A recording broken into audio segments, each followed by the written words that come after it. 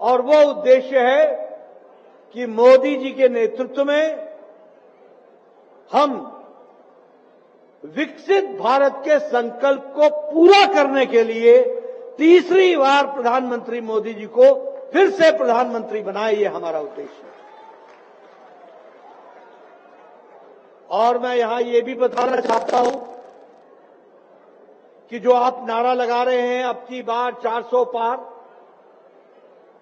ये मजबूत सरकार, स्थिर सरकार और देश के हित में आगे बढ़ने के लिए एक स्थिर सरकार की आवश्यकता होती है।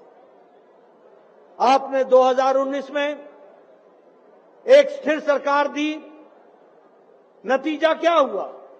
नतीजा ये हुआ कि जो आप सन 51-52 से जनसंघ के दिनों से कहते थे कि एक देश में 2 निशान, 2 विधान, 2 प्रधान नहीं चलेंगे और जम्मू कश्मीर को अभिन्न अंग के रूप में एक ही संविधान के दायरे में आना चाहिए, आपने मजबूत और स्थिर सरकार अपनी उंगली से कमल का बटन दबाकर 2019 में दिया और मोदी जी की इच्छा शक्ति ने 6 अगस्त 2019 को धारा 370 को धाराशाही कर दिया। ये उसका नतीजा निकलता है। आप 1997 से कहते थे रामलला हम आएंगे, मंदिर वहीं बनाएंगे। भारतीय जनता पार्टी ने कहा था कि हम राम मंदिर के रास्ते को प्रशस्त करेंगे। आपने 2019 में अपनी ही इसी उंगली से कमल का बटन दबाकर विजय बघेल को फिर से भेजा था और उसका नतीजा निकला कि मोदी जी ने राम मंदिर का रास्ता प्रशस्त किया और 22 तारीख को भव्य राम मंदिर की प्राण प्रतिष्ठा हुई, वो भी आपने देखा। हमने मन में ठानी सबका साथ, सबका विकास, सबका विश्वास, सबका प्रयास।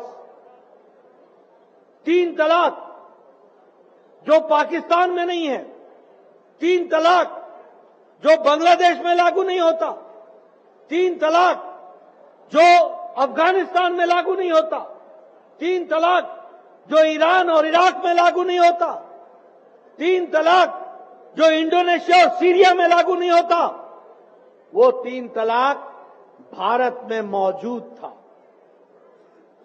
तुष्टीकरण की राजनीति में लोग 3 तलाक के आगे घुटने टेके हुए थे। सुप्रीम कोर्ट ने कहा था कि 3 तलाक समाप्त होना चाहिए, लेकिन किसी में भी हिम्मत नहीं थी। आपने मोदी जी के लिए स्थिर सरकार दी और आपने बटन दबाया कमल का, और विजय बघेल ने 3 तलाक के खिलाफ बटन दबाया और मुस्लिम महिलाओं को आजाद कर दिया।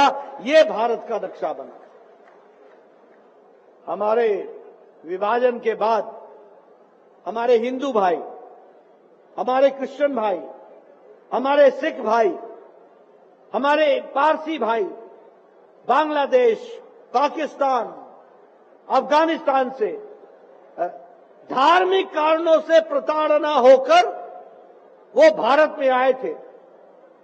वो 20-20 साल से थे यहां पर, 20 साल से, लेकिन वो मेडिकल कॉलेज का एडमिशन नहीं ले सकते थे, इंजीनियरिंग कॉलेज में एडमिशन उनके बच्चे नहीं ले सकते थे, वो मकान नहीं खरीद सकते थे क्योंकि उनको नागरिकता नहीं थी।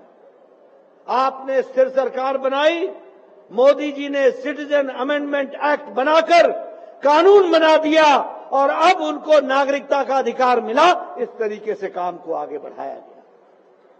मित्रों, मोदी जी ने राजनीति का तौर तरीका, ढंग ढर्रा, चाल चलन सब बदल दिया। पहले राजनीति होती थी जाति के आधार पर, पहले राजनीति होती थी धर्म के आधार पर, पहले राजनीति होती थी लोभ लुभावने भाषण देकर के और लोभ लुभावने वायदे कर करके। इंदौर स्थित देवी अहिल्या